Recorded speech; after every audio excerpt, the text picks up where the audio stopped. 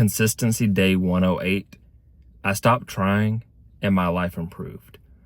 For years, I would always try to force things, try so hard, exhaust myself, stress myself out, and all these other things because I thought my life should be at or have certain things, be at a certain point between where I could see myself on that said day versus where I thought I should be.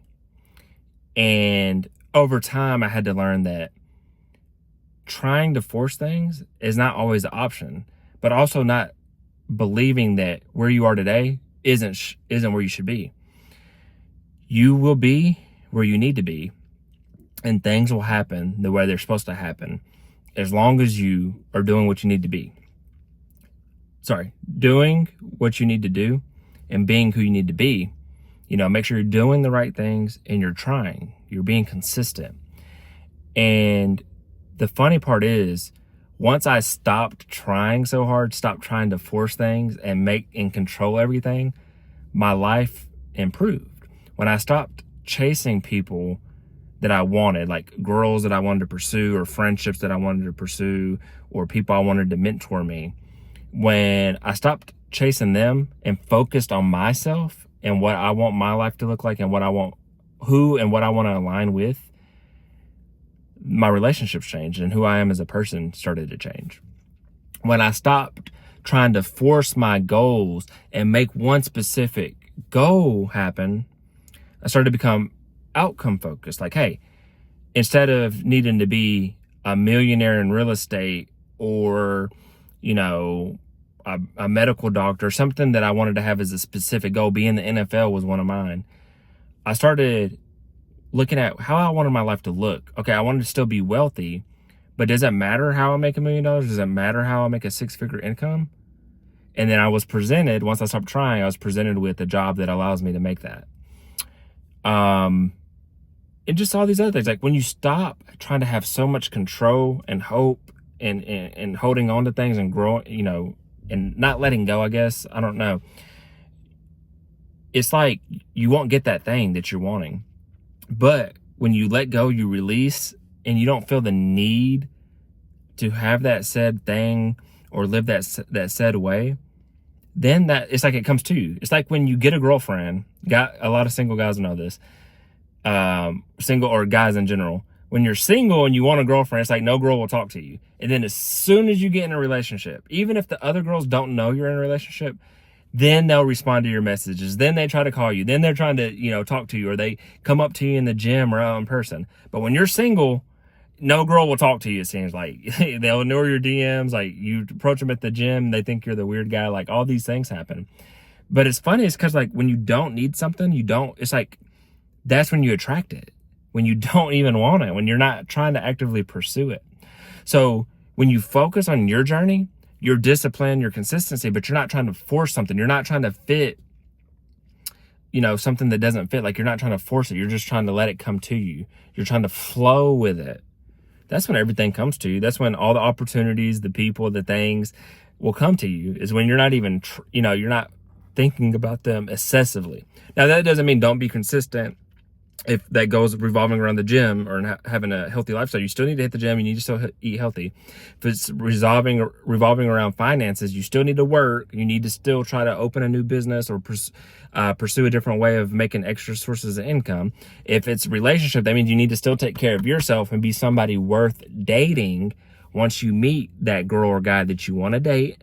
So that doesn't mean you stop doing things and sit on the couch and turn on Netflix. No, you still are chopping away at your craft. You're still trying to be better physically, mentally, spiritually, financially, relationally, emotionally. You're still trying to improve in those aspects of life, but you're not like so intensified where you're like, man, I want to be Mr. Olympia bodybuilder, so I'm just going to do it 10,000 push-ups right now. And like, you start getting all these things, you start getting in like this overdrive. Like, I'm going to work every waking hour, 120 hours a week.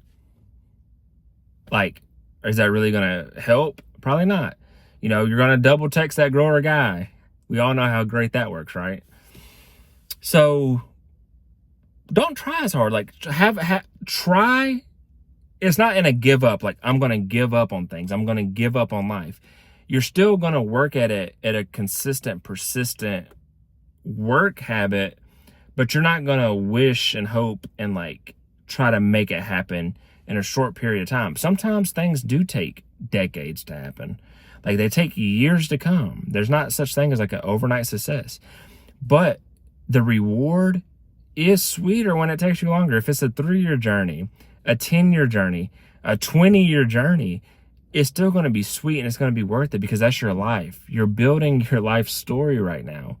And all your experiences in life, all your love, all your happiness, all your money, all your great memories, all these things are not going to happen in 1 year.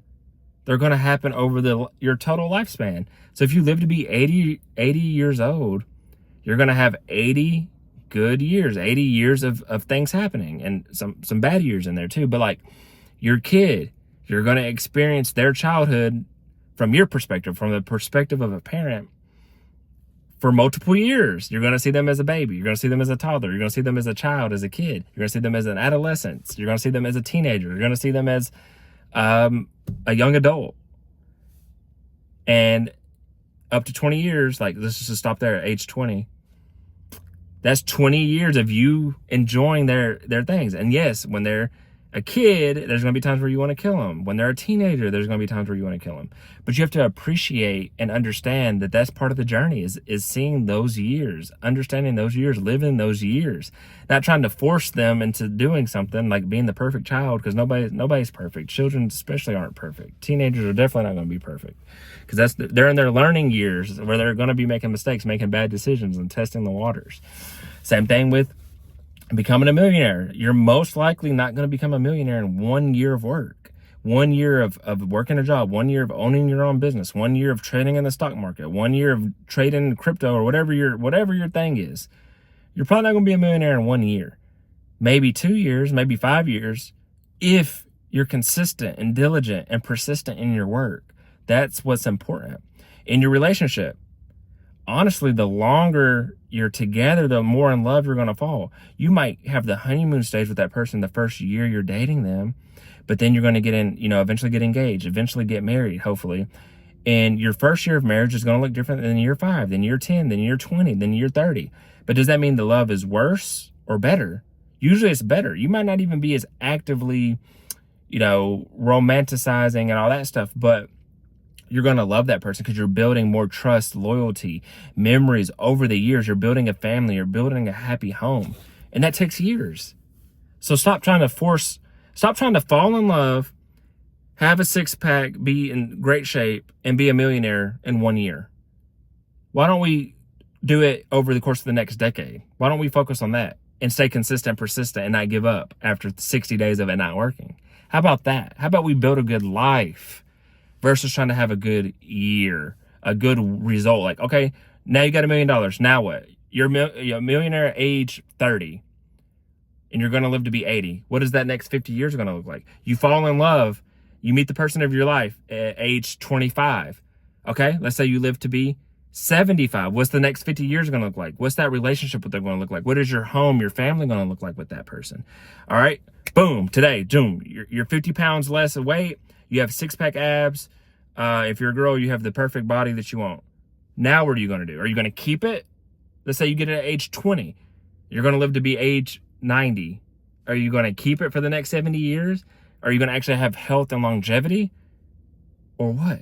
What is it going to give you? Like, what do you want it? So, got a little off topic from the actual title, but here's the thing. Stop trying to force it. Stop trying to make everything happen in a short time frame. We overestimate what we can do in 1 year and we underestimate what we can do in a decade, in a 10-year time span. So let's go focus on the next 10 years and see what we can accomplish. Whether you're 18 watching this, 28, 38, 48, 58, 68. What is the next 10 years going to look like? Let's focus on that. Let's go have a great one. And I wish you peace and blessings on the journey.